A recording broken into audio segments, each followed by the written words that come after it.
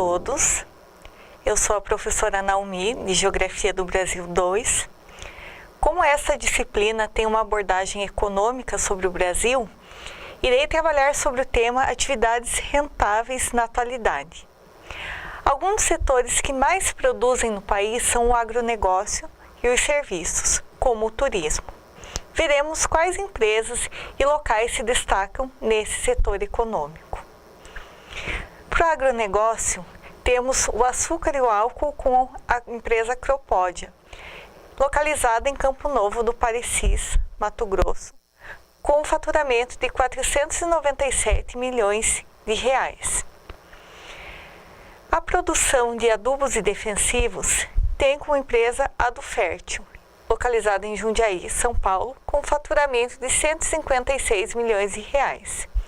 A produção de algodão e grãos tem a empresa Broto Legal, em Porto Ferreira, São Paulo, com faturamento de 436,7 milhões de reais. Aves e suínos ficou com a Campo Vale, em Palotina, Paraná, com faturamento de 6.908.003 de reais. Café Cacique, em Londrina, Paraná, com 1.113.003 milhões de reais. Já a produção de leites e derivados ficou com a Leite Sol, localizada em Bragança Paulista, São Paulo, com 312,2 milhões de reais. Madeira e celulose tem como líder a Klabin Telêmaco Borba, no Paraná, com 7.160,2 milhões de reais. Máquinas, equipamentos e ferramentas, Jacto, em Pompeia, São Paulo, com 1.074,2 milhões de reais. Já a produção de óleos, farinhas e conservas, Moinho Anaconda, em Curitiba, com 670,1 milhões de reais. A produção agrícola, com a revenda de máquinas e insumos, ficou como líder a MA Máquinas, localizado em todo o estado do Paraná, em várias cidades, com 429,5 milhões de reais. Produção têxtil, Vicunha, no Ceará, Rio Grande do Norte e São Paulo, com 1.236,2 milhões de reais. E no setor de serviços, com o turismo, quais são os locais que recebem maior visitação e são de importância turística e, por consequência, geram lucro e renda para esse setor de serviços?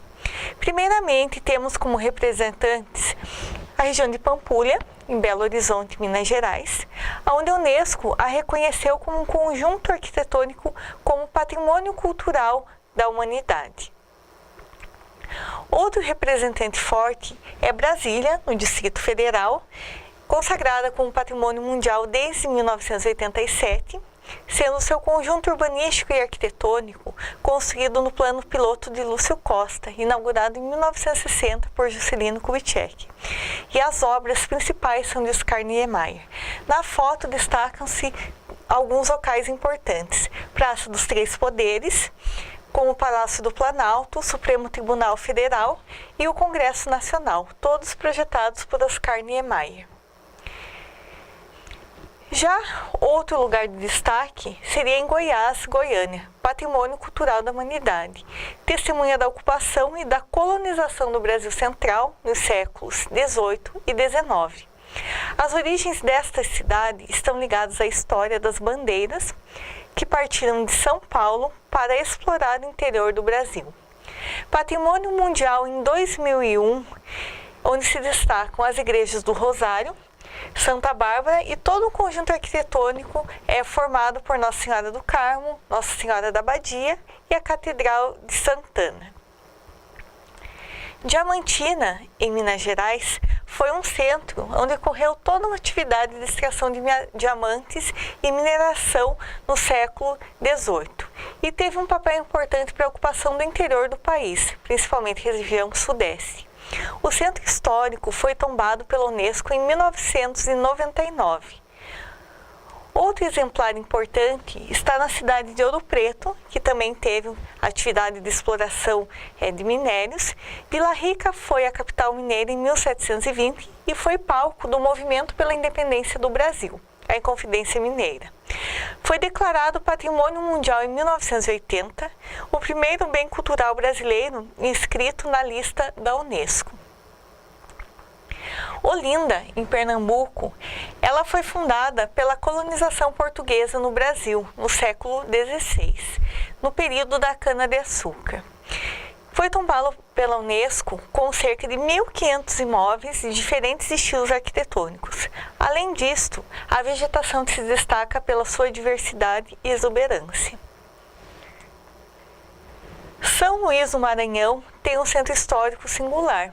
E o seu núcleo original foi fundado pelos franceses em 1612 e também esteve sob domínio holandês.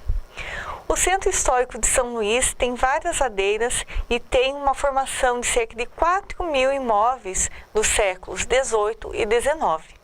A capital foi inscrita como Patrimônio Mundial em 1997. Salvador, na Bahia, tem no Pelourinho, é um dos importantes exemplares do urbanismo ultramarino português, aliado também a uma topografia singular. O centro histórico é formado basicamente por edifícios dos séculos XVI ao XIX. Foi incluído pela Unesco em 1985 como patrimônio.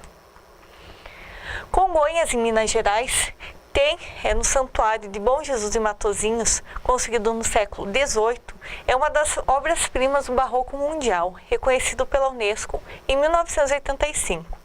66 esculturas em madeira, em tamanho natural, abrigadas nas capelas, compõem um dos maiores acervos de imagens sacras do mundo, obras de Aleijadinho.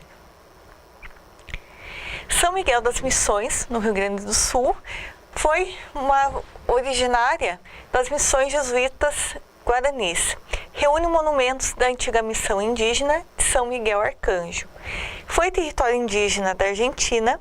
Durante o processo de evangelização da Companhia de Jesus, nos séculos XVII e XVIII, teve um acervo importante que foi tombado pela Unesco em 1983 e hoje é patrimônio cultural.